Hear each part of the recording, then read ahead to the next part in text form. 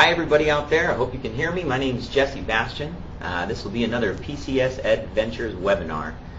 Today I'm going to talk to you about how to organize and prepare for your perfect summer camp execution. So as I said, my name is Jesse Bastian. I'm a classroom teacher. Been in the business for half a decade and am working for PCS and taking a sabbatical from teaching for a while. But actually before I was a teacher, I was a student here at PCS. I actually came to the Learning Lab when I was 10 years old and went to classes after school. It was a fantastic program for me. I mean, I was into sports camps and many other things, but this was truly exciting for me. Excellent way for me and my brother to spend our time in between the time I got out of school and when my parents were able to come pick us up for after work. I ended up stopping going to these classes because of all the other activities that I was engaged in. But it was a truly amazing period of my life. It really did kind of help shape where I was headed, what I was studying, what I was interested in. And it ended up kind of guiding what it is that I went for in high school, and ended up getting my degree in mathematics and science accreditation. And I've been teaching math from pre-algebra to algebra 2, and teaching physical science and life science and earth science and environmental science. And I'm really excited to take what I've learned here at PCS and bring it back to the classroom. So that's just a little bit about who I am. As far as your students, we have just finished our finals for the first semester. Everybody recognizes that this is the halfway point, and exhaustion starts to set in, and those third quarter blues really can kind of drag out the experience for the kids. So what I'm going to try and do today is talk to you a little bit about the summer camps and give you something to look forward to, but also maybe even something that you would be able to plug into your classroom and help to bring some activities and some life back into this time of the year where it can be truly difficult to motivate kids to look forward to that summertime. This is not some kind of cruel joke. This is just something to inspire you. If you think about it, we're on the last half of the journey on our way to summer.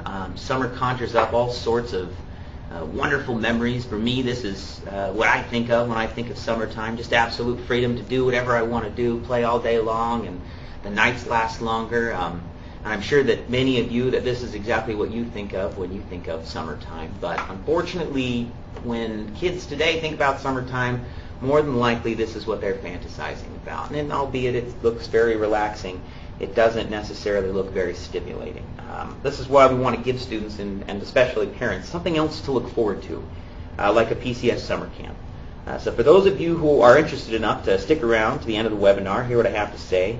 I am going to be awarding a YouTube building kit and an example of our summer camps, one of the newest ones to hit the market, the Structures Camp. And so you will get a YouTube building kit, which are all the components you need in order to hold this Structures Camp at your school or in your classroom. So as we spend this next half hour together, if you really stop and think about what it is that you need to know about implementing a summer camp, this is exactly what I think that should be included. The first consideration should be staffing. Who is going to be in charge and who is going to be running your camp. Next thing we'll talk about is recruitment and how to fill these seats with as many people as possible. Of course, we'll talk about what setup should look like in advance of the camp actually coming to fruition, and then we'll talk about the actual structure and implementation of the camps. After that, we'll look a little bit into the different content that PCS offers, and we'll close out with some questions. So the first consideration is staffing. And although some people may think that the initial cost of the materials is what's going to drain the budget, this is actually just a one-time cost. By the time that you divvy up the cost for one of these sets of materials in all the different times that you're going to be implementing this camp, what you're going to recognize is that initial cost is actually pretty much economically negligible. You don't really have to worry about the initial cost. What you really should be thinking about is staffing and how much overhead that staffing will cost. Of course, overstaffing is the enemy here, and it doesn't matter what kind of program you're running, whether it's institutional or whether it's a for-profit scenario where you're charging fees for your camps. But every time that you think about overstaffing, you can imagine that those fees will kind of edge out a lot of the market of who's going to be able to attend these classes. And if you are being supported by an institution, the more expensive that your program is, the higher the probability that it's going to become a budget cut line item. So what we want to do is try and keep that cost down to a minimum because every single person that we invite to be a part of that experience has to be worked into that equation. The next thing you need to think about is who it is that you're going to be hiring. These people need to be experienced. They need to have some sort of experience with kids. I'm not sure exactly what that would look like, but I can definitely say that too little experience runs the danger of the kids in the class feeling as if maybe they know even more than the instructor.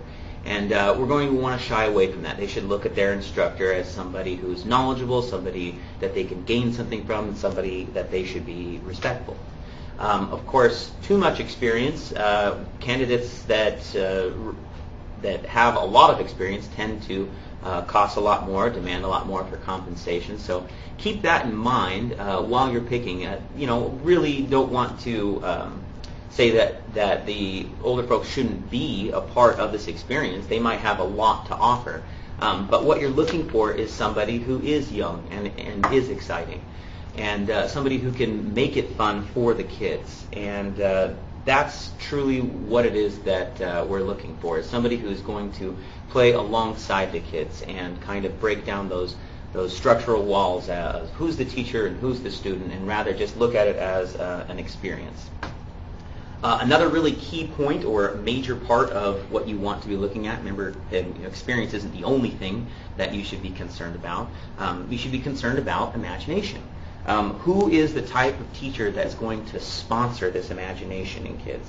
Anyone who nurtures imagination in your students is total keeper. Some people are so concerned about order and structure that they actually fear kind of an open, creative environment, so much so that they come across as inflexible during instruction. So you should be looking for a person who can help you with that. They should be approachable. They should be fun. They should be smiling and jovial, tender-hearted people. But they should never be viewed as too soft or too quiet or too meek. You want somebody that's going to be able to command the respect of the students because this is required as they seamlessly navigate through transition times between activities like they're going to need to. And lastly, when you're exposing your kids to staff, it's really important that you do the standard due diligence of checking their background, having them come in for an interview, and giving a series of questions that you feel are going to expose the type of qualities and the type of instructor that you're looking for. I think that that's important for any program where kids are involved. After you have your staffing retained, and it is time to focus on populating your sessions with students. The number will actually dictate the first number. So however many students you'll have will, of course, have an effect on how many instructors you have, and vice versa. So make sure that these things remain flexible to the restraints that each puts on the other. The best way to ensure a high saturated schedule is to offer multiple scheduling opportunities. Families are just in a constant state of juggling multiple activities for multiple kids at multiple locations during multiple chunks of time.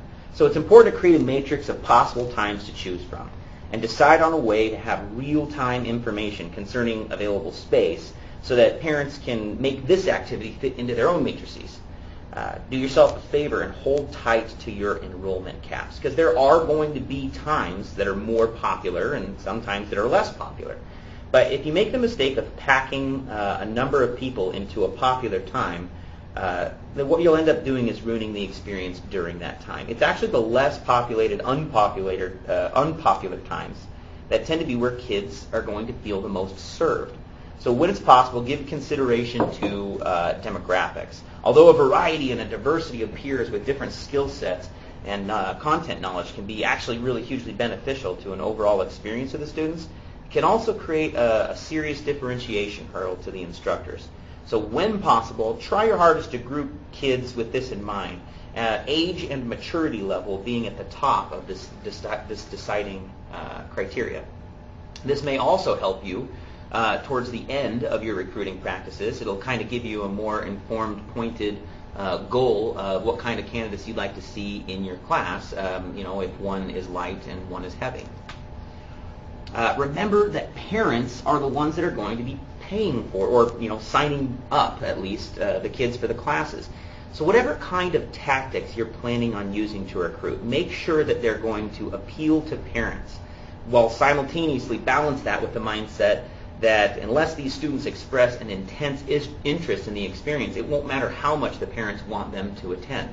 So look at both of these populations as equal footing in terms of who it is that you're trying to appeal to as you take whatever methods you're going to use for recruitments.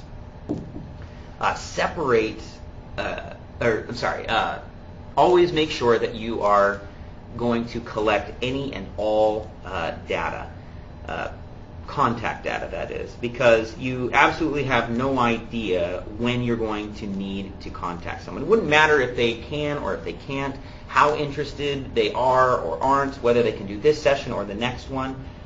This will really help you with future recruitment for those who can't make this upcoming session work for them. It'll also be necessary as you try to fine-tune your scheduling. You may find yourself that you actually need to reach out and contact multiple people to maybe reschedule or move locations or perhaps cancel the session. And you're going to feel awful if you don't have someone's information that's expressed that interest, or that you can't invite somebody new to fill that spot. Separate from that contact information should also create a registration document. This should have emergency contact information that's relevant to the day that that student will be in your care. This document should never be away from the area in which this camp is going to be implemented. It also can help in tracking down information having to do with payments and other kinds of things. It could just help you keep organized. Some of these camps are going to be provided by institutions, so there is no associated tuition. But if there has to be a tuition, try to make sure that whatever you collect in terms of fees, that you set up and that you advertise some sort of scholarship component. There's a lot of kids who should be afforded this experience who can't necessarily afford the cost. This fund should be calculated from the total fees collected or the amount of the budget that the institution sets forth for providing kids this experience. So as far as setup and what it is that your camp is going to need, do not wait until the day before to establish what you like the physical location to look like. This space should be established very early in the process, almost at the very beginning. If you think about it, you're going to need to know this before you can visualize how many bodies you can comfortably fit in the room. So depending on your selection of enrichment camps, your room might require different necessary features. Some are more specific, like if you were going to do a robotics camp, you'd require a room that needed computers to program on. But all of the camps are going to need some general criteria that you should take into consideration when you're making your location selection. Make sure that you have a space that's easy to find, not buried somewhere in the middle of the building or in the middle of a complex that's hard for students or parents to find on that first day as they try and panic and get there on time. It's preferable if your location actually offers some sort of easy access to a reception area. This way parents have a place where they can drop off and pick up their students where they can feel safe. Also a place where part of your staff could be outside and engage in the greetings and conversations that your parents are going to want to have with your staff to ask about how they were doing or any other information. This will also allow you to more smoothly handle transition times between multiple sessions. as you're setting up your structure. This allows students a place to wait before and after the camp so that they don't have to hover in the room but out of the way of those who are still in the session. So you want to make sure that your location can offer also some sort of big assembly area. You see the picture here in the front of the room. There's an area that's large enough for everybody to sit together. You want to make sure that this room has some sort of wide open space. There's a lot of different activities that require people to stand back and check out what's happening. So look for a room also that has project tables like you see in this picture. You want to recognize that most of these camps ask for collaboration between students sitting in small groups. So it's going to be important that it's not just a series of desks, or at least that the desks can be arranged in some way that students can sit in groups together. When you finally have decided where you want to hold your camp, go through any internal process that you can, whatever might exist at this particular location. Just make sure that you have ensured the claim on that room and that it's publicly established. You want to avoid any kind of conflict with anyone else who may perhaps intend on using that space during the time that you plan to. And, don't just establish your claim with your superiors. Make sure that everyone else that could potentially use the room is totally aware of what it is that you plan on doing. This will also ensure that the room is completely clean and totally ready for use on the day of implementation. As far as what you've received from our company in the summer camps, you're going to want to take the time far in advance to unpack all of those supplies. Take the packing list and reconcile your packing slip in advance. You're going to want to know if for some unfortunate scenario, like something is missing or broken, or you got to leave enough time for our organization to make sure that we will rush ship anything to you so that you can have everything that you need before implementation begins. And if we don't have time to do that, this could interrupt your schedule, and we want to make sure that this takes place long before implementation so that no one ever has to worry about it. After everything is out of the box, give some very serious consideration on how and where it's going to be stored. For the purpose of longevity and maintenance, but you want to keep all the supplies together no matter what. You don't want to break them up into multiple locations because this may lead to you not being able to find what you need and when you need it. When you don't want anyone using any of these supplies prior to your implementation. So try to store these supplies as close as possible to the environment that they're going to be used in and all together. And when you put them away, put them away in such a way that it'll be really easy not only to get them back out, but it'll also be easy to put them away rapidly. You don't know how fast you're going to have to vacate the space after you're done with your particular session. So this should be a highly organized thing that can be taken out and put away very quickly. Most activities require some kind of setup, some sort of preparation for the activities. The setup guidelines are always provided inside of the curriculum, so you'll never have to guess on what it is that you need to prepare for each student. Pictured here, you just see several manipulatives that are used to build a motor testing station in our robotics camps. And each student would have one of these bins with all of the parts that are necessary for the activity, separated out for just them, so that when it comes time to pass out the equipment, we don't have any kind of dead time or any kind of administrative time of making sure everyone has everything that they need, but rather that all of that is prepared in advance. This can really, really help. Just a small amount of labor before the students arrive, the day prior or at least before they arrive. This can really help with transition time between activities. It helps groups feel like everything was very organized and swift and fluid. And if you wait until the students are present, you're going to waste that valuable, scarce resource of time. You'll only have access to these kids for a very limited time in a camp, and that needs to be very highly organized. The entire time should be spent in a constant state of engagement. Activity preparation during the session is the fastest way to lose any momentum that you might have gained up until that point. With one exception, and that is cleanup. You must finish each activity with cleanup. You may want to wait until after they're gone to put the supplies back into the storage area after they've left, but just for the sake of the instructor and for the how fast you're going to be able to get out of that area, make sure that some sort of cleanup takes place after each activity while all hands are on deck and everybody can help out. This might be as simple as just gathering the supplies or grouping them together in like parts. This is also an activity that students who have finished in advance could take part of, or helping them from becoming idle or distraction. As far as your structure of your camp, we're going to want to think about several components. One of them is just salutations, right? As parents come in, they're recognizing that they're going to be leading you with their kids. You're going to need some sort of staff member out in that reception area. They're going to have concerns and questions. There is a great chance to ensure that all those registration packets, all the information that show that they did take the class, is filled out, that it's stored, all the emergency contact information is. Maybe they have some sort of special request. Make sure that this person receives this medication at this time or something to that effect. You are going to be in care of these kids, and so it's important that they feel that they're leaving them with responsible adults.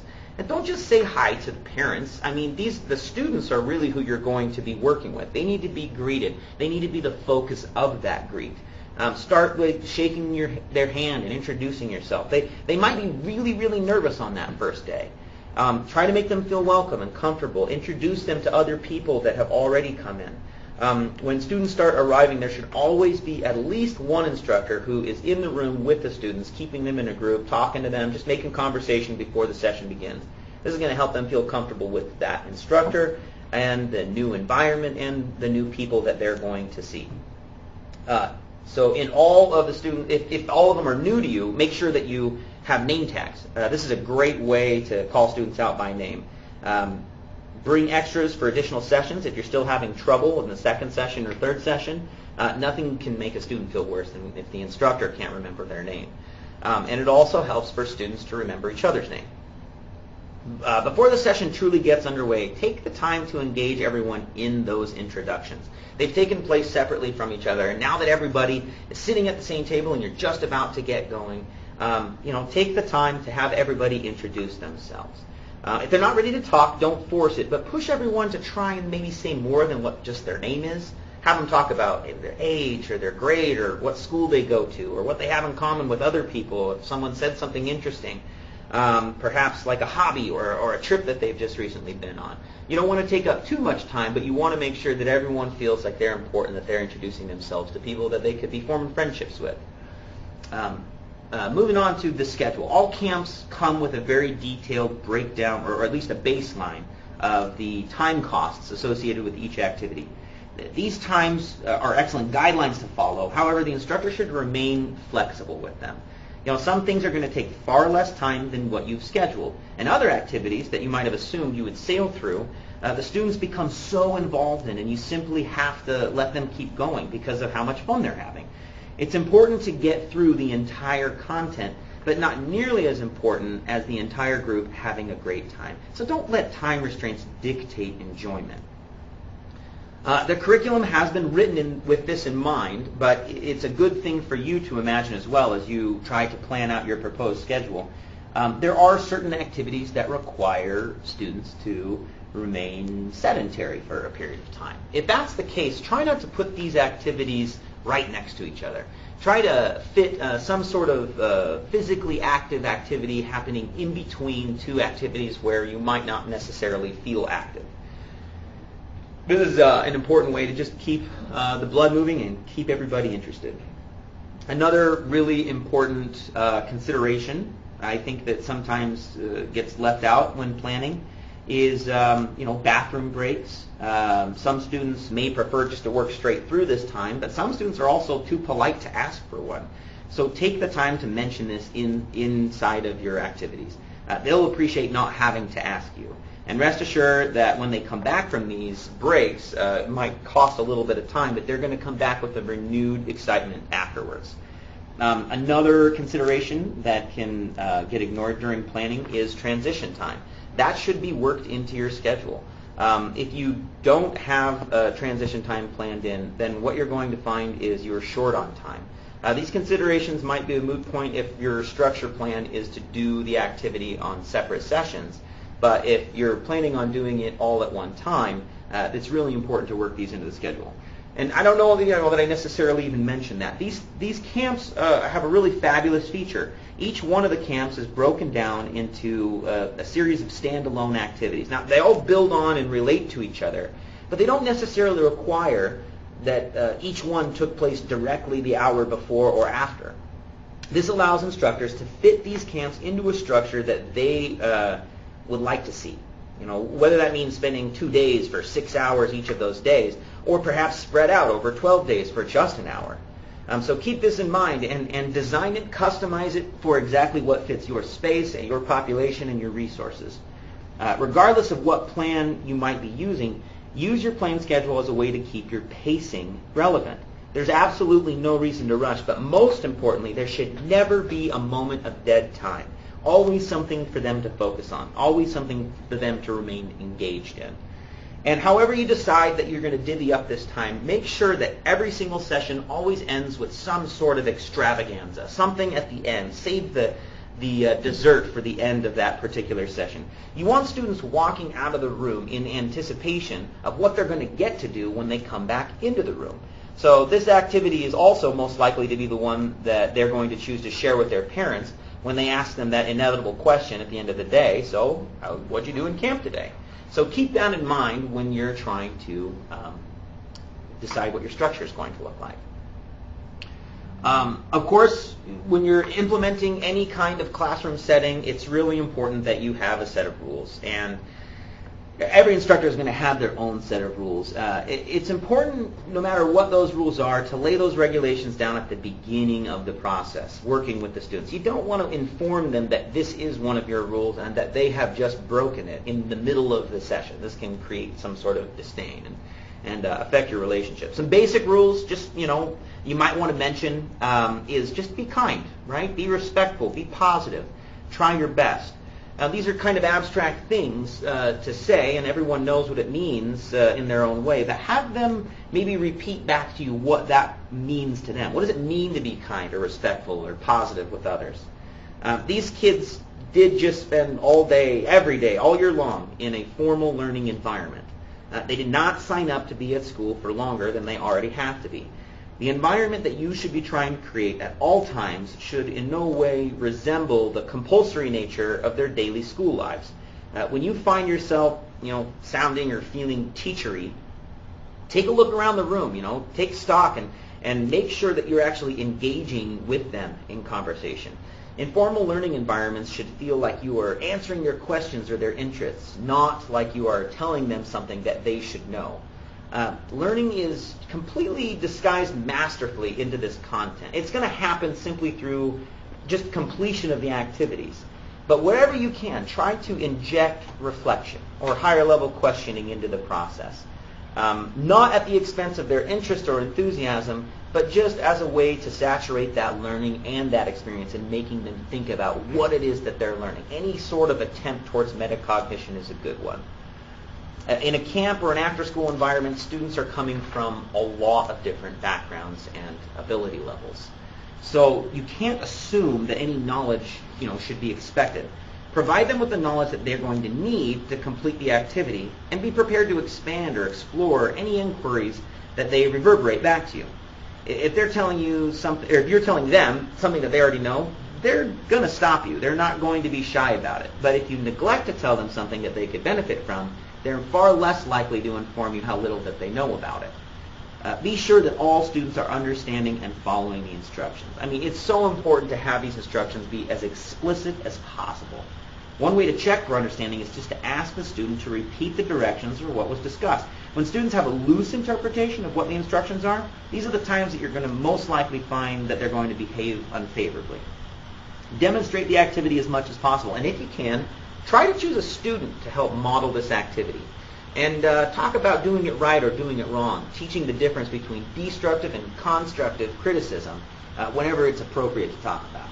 When they reach a certain point of frustration, it's important to help them by not helping them.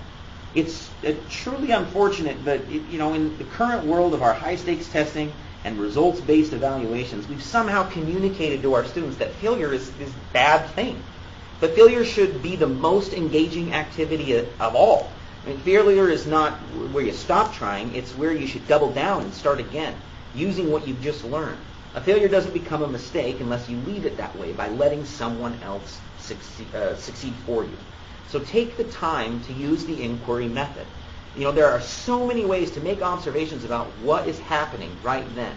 And if you are able to diagnose what the problem is and you find yourself reaching to try and give that solution, instead back away and think about what questions could you ask or that you internally asked yourself that's going to lead them to understanding of what might actually be going wrong or what's malfunctioning.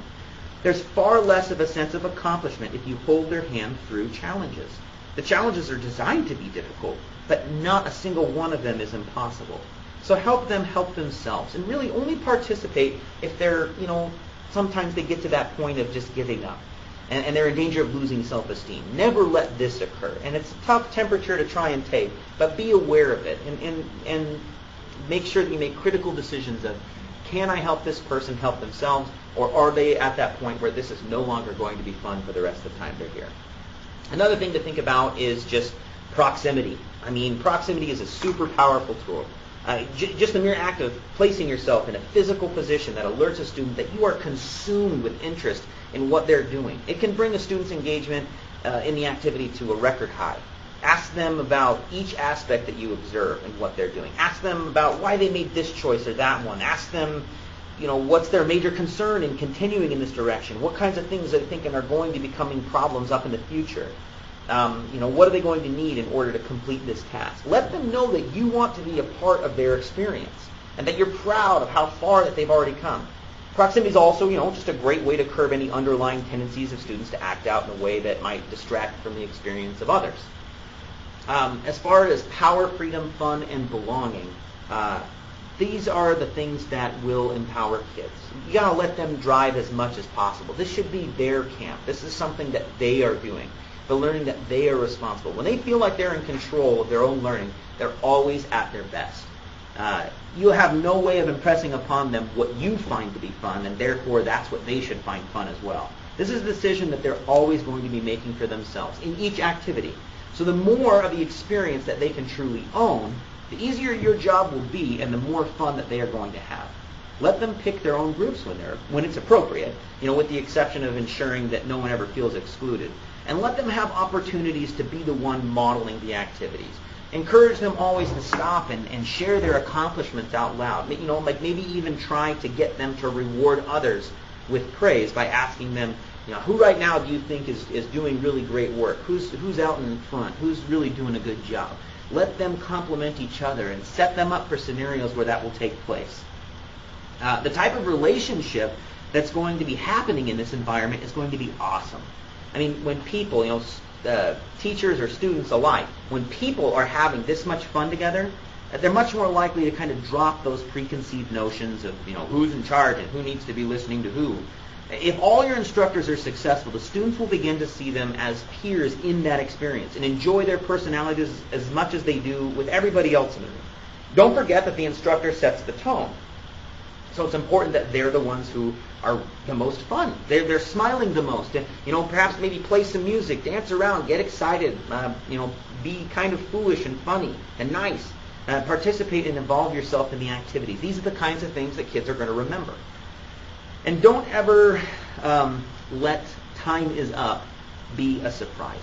Give ample warning on what kind of time you've allotted for this activity. And like I said before, there's no reason that you need to adhere strictly and tightly to your own schedule, but it's a great guideline to go through. If everyone in the room is tickled pink by a particular activity that they're engaged in doing, then you need to let that continue to play itself out. But not at the expense of moving on. We're not going to just stay on one activity just because it's kind of fun, because the variety is what makes it so fun. So let them know what your intentions are so that they're never surprised that the activity has to come to an end. When you agree on a stopping point as a group, it's a lot easier than if this comes as a surprise. So as far as the content, all of these camps themselves, there are 24 to choose from, with each one of them having at least a dozen activities. Feel free to contact us if you're seeing one that you have a particular interest in, or several. You can reach us at www.adventures.com. What you're going to find in every option that we currently have available is on that website. There will also be some brand new ones available, including the structures design that we are going to be giving away to whoever is going to be at the end of this webinar on the list. So they range in content. These can provide content for early primary school and late primary school, as well as middle school topics, ranging from robotics and structural and dynamic engineering, architecture, physics, applied mathematics, environmental science like biology, zoology, there's aviation, a number of other activities. So if you are particularly interested in one, or if you'd like to know more about what is available, I would suggest that you email info@adventures.com and ask about what is available, ask about what specifically would interest you, or what would fill your particular needs. At this time, if anybody has any questions, I'd invite you to go ahead and send them into our comment board. I'd sure like to know what everybody is thinking out there. Yeah, we already have one. What's your favorite camp? My favorite camp is definitely structural engineering. We use a manipulative called Fisher Technic here. It's a much more realistic type of manipulative. It mimics what you would see building materials made out of, and the designs that you can come up with are much more realistic as well. It's an extremely durable manipulative that will never really be broken. And I like designing and imagining and thinking in this particular medium. It's my favorite to do. I have another question here. Do we have any pure digital camps? Purely digital, no. I mean, everything has some sort of activity, some sort of collaboration or engagement between people. So I wouldn't say that any of them are purely digital.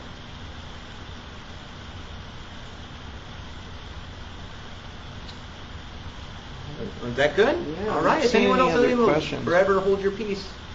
Okay. Then I will go ahead and just. Can you? Actually, we do have one here. Can you tell me a bit about professional development offer? Yeah, of course. My job here is the training lead. So if you were to really get any of our products and you had a group of teachers that you might not necessarily feel comfortable with explaining what this product is or what it does or how to most efficiently use it or what it's capable of or where we're going with it or what your program might look like, or if this is the beginning of a long